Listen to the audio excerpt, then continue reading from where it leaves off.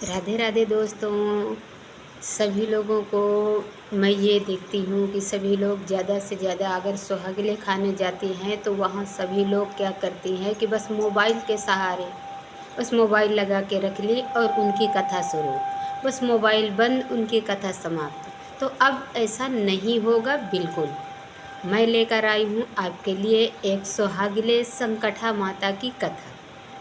तो सभी लोग ध्यान से सुनिएगा और मेरी कथा के बारे में कमेंट में ज़रूर बताइएगा कि मैंने आपको सही कुछ सुनाया है या नहीं, आपको पसंद आई या नहीं।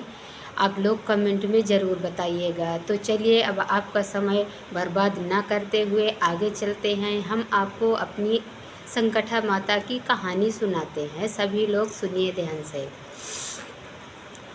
तो एक घर में सास और बहू दो लोग रहती थी। उनके बीच में उनका पति भी था, मतलब सास का बेटा और बहू का पति वो भी था। तो एक दिन की बात है कि सास की सहेलियां सुहागले खिला रहे थे।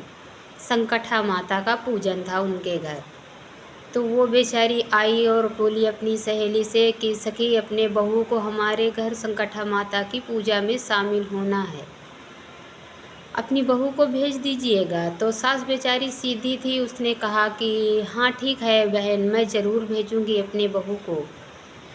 तो फिर उसकी बहू बाहर गई हुई थी। जब उसकी बहू बाहर से अपने घर आई तो सास ने बोला कि बहू, मेरे सहेली के घर संकटा माता का पूजन है तो आपको वहाँ ज़रूर जाना है। सुबह जल्दी से मैं अपने घर का काम मैं निपटा लूँगी, आप जल्दी से नहा धोकर तैयार होकर संकटा माता के पूजन में शामिल हो जाना। तो बहू को थोड़ा से कुछ बात बुरा लगा क्योंकि वो अहंकारी थी।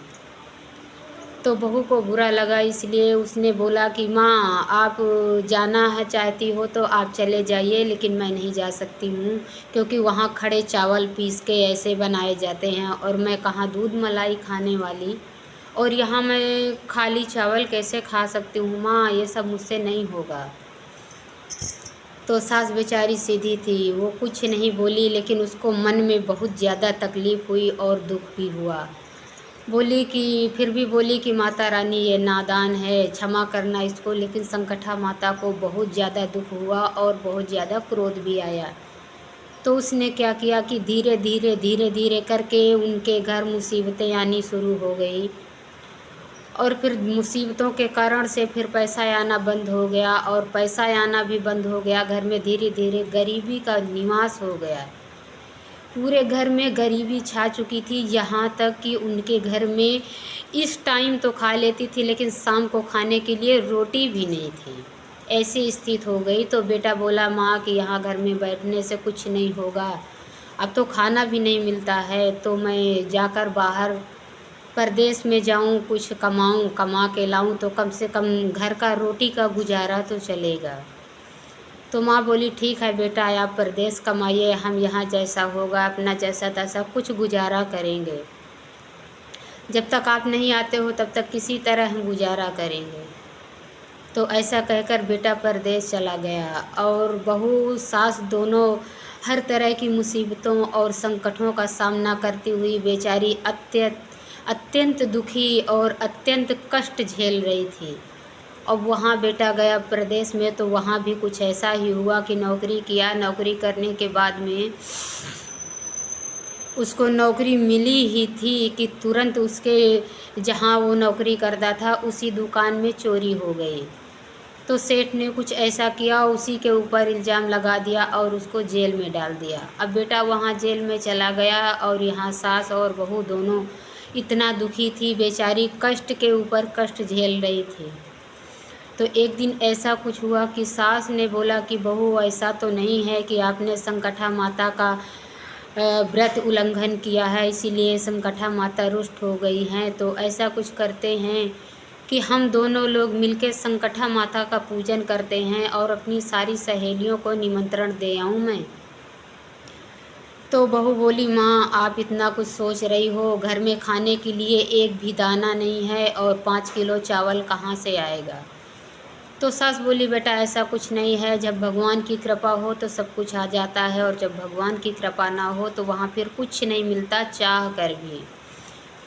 तो फिर बहू बोली कि माँ, अगर आपकी ऐसी इच्छा है तो चलिए आप कर लीजिए, लेकिन कहाँ से आएगा मुझे तो कुछ समझ में नहीं आ रहा है। मैं तैयारियाँ कर सकती हूँ लेकिन कहाँ से लाऊँ ये मुझे नहीं पता, ये तो आपको ही करना पड़ेगा।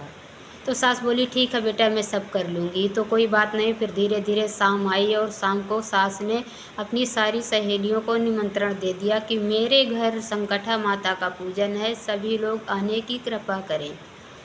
सुबह हुआ, सुबह शुक्रवार का दिन था, तो शुक्रवार के दिन सारी सहेलियाँ आई, सब धूमधाम से बढ़िया सज बज के नहा धो के बढ़िया साफ सुथरा तन मन से माता रानी का पूजन हुआ।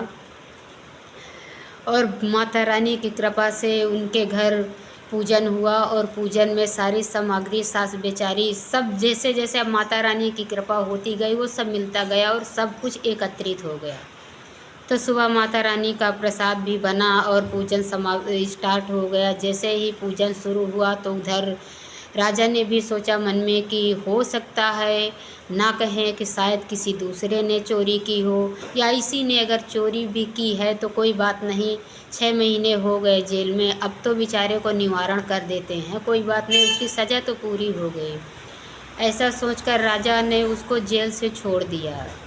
बहू का बेटा जेल से छूट गया और इधर जैसे ही संकटा माता का पूजन शुरू हो गया कि बेटा प्रदेश से घर आ गया, तो सास तो बेचारी पूजन कर रही थी, लेकिन पत्नी देखी कि मेरे मेरे पति देव आ गए हैं, तो वो संकटा माता का पूजन छोड़कर अपने पति से मिलने चली गई। इसलिए माता रानी उनसे बहुत ज़्यादा नाराज़ हो गई और उनको फिर दोबारा से उतना ही कष्ट देना शुरू कर दिया उन्होंने।